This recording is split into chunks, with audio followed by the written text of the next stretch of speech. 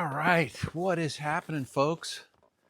Man, it's been a while. So, as we sit here today, it's the week before Halloween, and a lot of the summer, most of the summer, I didn't do any videos up to the channel just because we were so stinking busy running all over the country. A nice chunk of the country, anyway.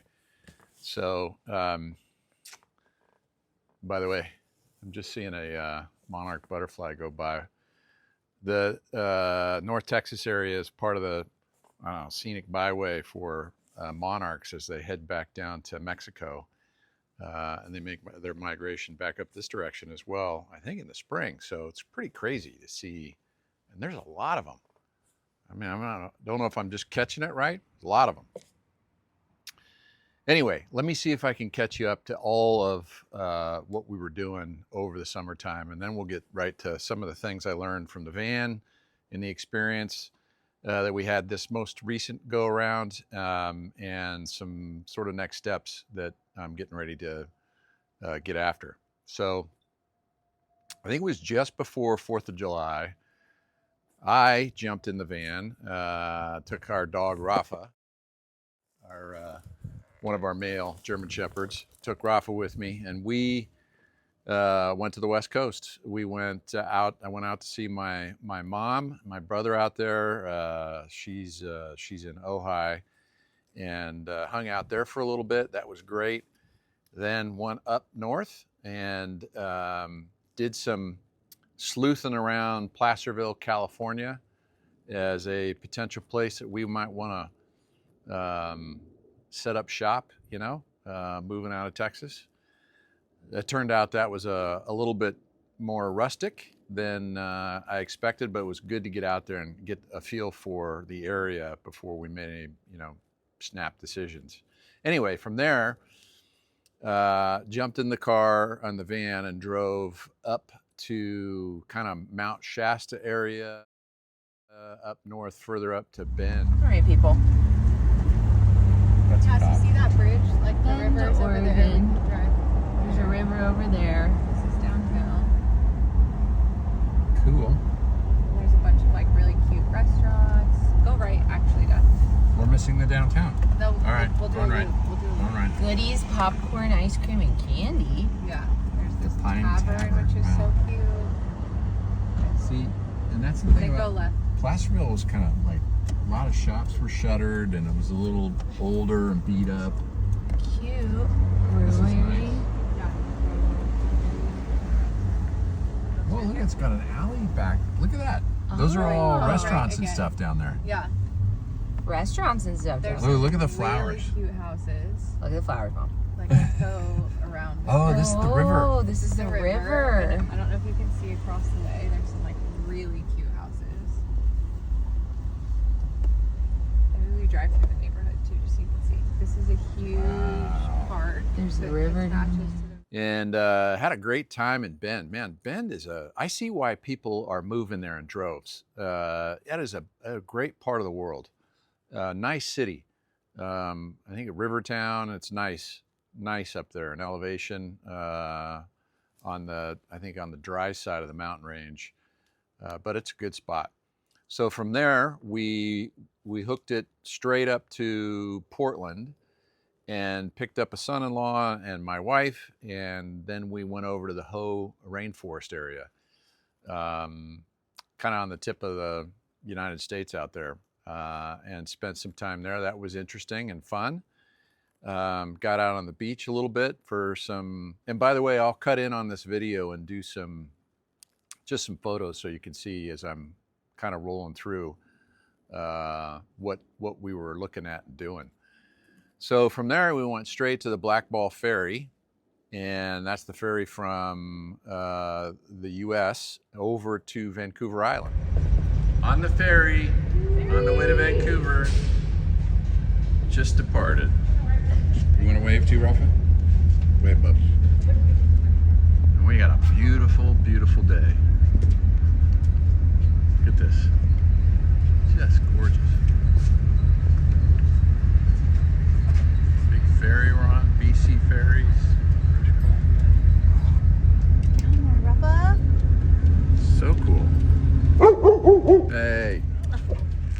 and had not really spent much time outside of some business reasons occasionally here and there. And when I was a young kid up in Canada, and Canada is a cool country, friendly people, very diverse culture. That was fun. So that trip was started out on Vancouver Island, and we did some fun things there. Found, I think, the #1 best pizza joint on Vancouver Island, and I think we all agreed it was the best pizza I don't know if we were super hungry, best pizza we'd ever had there. It's called My Chosen Pizza. Look it up if you're up there. Really good. And so from there, took another ferry over to Victoria. We had an Airbnb over there near downtown, and we did all the cool Vancouver stuff while we were there. We did, and I got a cheat sheet, we did Stanley Park. On the far side of Stanley Park, a lot of people out sailboating at the beach, and then international shipping stacked up out there. Pretty cool. We did Capilano Bridge, the suspended bridge through all the walkways through the trees, and that's spectacular. That's worth doing.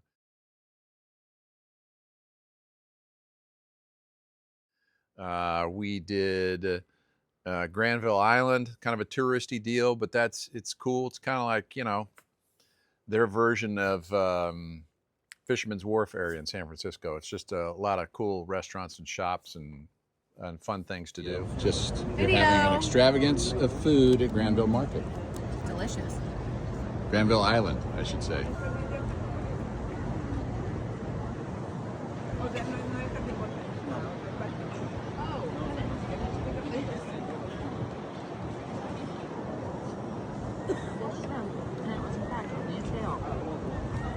All right, back to food. Delicious. We did the University of British Columbia, and very near there, I think maybe on the same property as the University of British Columbia, we went to the Anthropology Museum, and that was fantastic. Those two things were fun to do, walking around the university and then going to the Anthropology Museum. Really fun. And then we, just by luck, we bumped into, I think it may have been first night in Vancouver, we bumped into the governor's house. Or no, excuse me, it's called the Government House, not Governor's House, Government House. At one point, I think Lieutenant Governor lived there. Beautiful grounds, accessible to the public, you know, cool mansion, but really well done grounds in terms of the gardens that surround the place. So that was a lot of fun. So that was our time in, you know, that Victoria area in Vancouver, Vancouver Island. From there, we said goodbye to some family and jumped in the cars, and we went straight east into the Canadian Rockies, and we went to Banff. And Banff was spectacular, beautiful.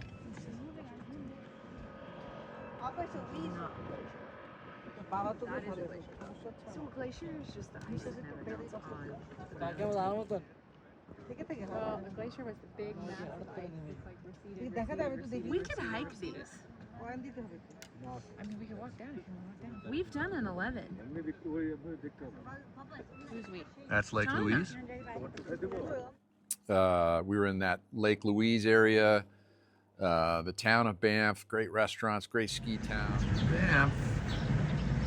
We're at the Wildflower Artesian Bakery. This is beautiful. This is some of the downtown streets, mountains, lots of life. Lots of hustle and bustle in the summer.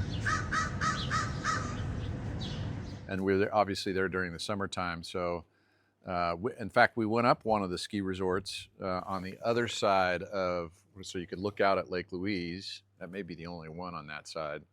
And that's where we saw our first and only grizzly bear. So that was cool to see. Yeah. That's a grizzly.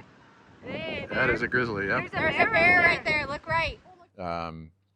But spent time in Banff. And then from there, we took off and put one more family member on a plane out of Canada, going back. So at this point, we started out, it was, well, I started out, it was me and one dog. Bumped into, I connected with the girls. My oldest daughter brought her dog. So by the time we picked people up in in-law or son-in-law and my wife in Portland, we had a total of 5 people and 2 dogs with us as we were up into Canada. And then when we finished out of Banff, there were 2 of us and 2 dogs headed down back into the States. And a great place to drop out of Banff right back into the United States was Glacier National Park.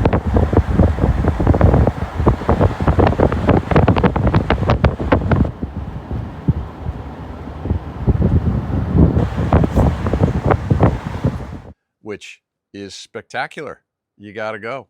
It's just beautiful.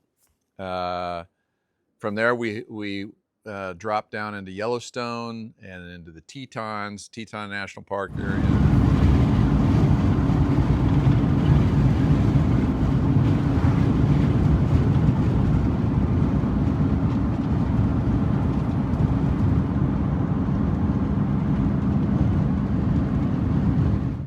One of the ski resorts down there has got a great mountain bike park. So my daughter was brave and rented a bike and rode with me at the mountain bike park.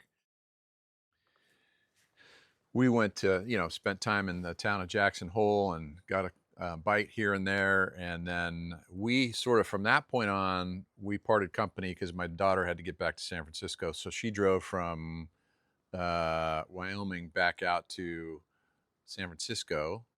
Then I took off from Jackson Hole and headed back sort of down the mountain range as best I could, navigating my way to Grand Junction, because it's one of my most favorite places to mountain bike of the places I've been to in my lifetime. Flying along Mary's Loop, you gotta always look left. Trails all along that top of that mesa. And then just look at that view. And you get out there and there's another $1 million view of the Colorado. Not sure if I'm gonna make it, if I keel over, but I'll give it a try. You can see down there's there's other trails. There's a trail right there, a bunch of bikers are on. There were only like 4 cars in the parking lot, including mine, so just so cool. How about that rock outcropping? So I got down there and spent the night, and the next morning jumped up and did the parts of the Cocopelli Trail up against the Colorado River and just had a spectacular time. And then from there, sort of beelined it out of there down to Albuquerque and back to Texas. So it was, I think, more than 2 weeks and 6,500 miles on the van. And we came through it flying colors. The couple of bobbles and issues with the van along the way, and I'll touch on those, but nothing that wasn't, so challenging that we couldn't overcome it. So great, busy summer, lots going on. Got back here, and not long after we were here, we're starting to think about new adventures and new things to do. And I went out and, I hope I don't regret this, but I went out and bought a bus, a big bus, a used old big bus, a Prevost money pit. We'll see, but it was fun. We took it down to Galveston, this place called Crystal Beach, and then we just got back from the Albuquerque Balloon Fiesta.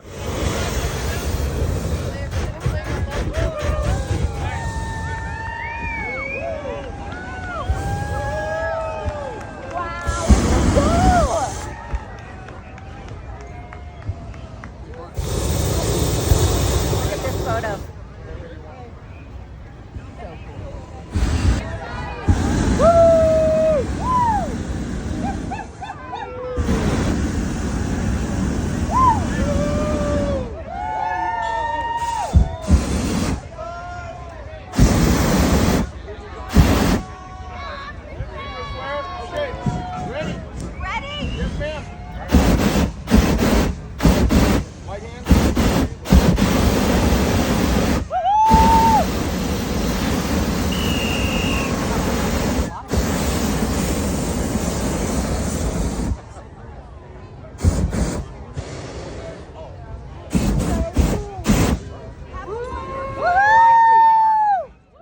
which was, if you haven't done that, man, that is so much fun. You gotta, if you're into anything like that at all, you gotta go check that out. You go to the early morning um, ascensions where they, they send out the early patrol balloons to check the weather, and then they all start just launching. 500 balloons just start launching, and it's just spectacular. Great food, great people in New Mexico. We spent some time up in Santa Fe, which was fun. But that balloon fiesta is a trip. You got to do it. It's so much fun.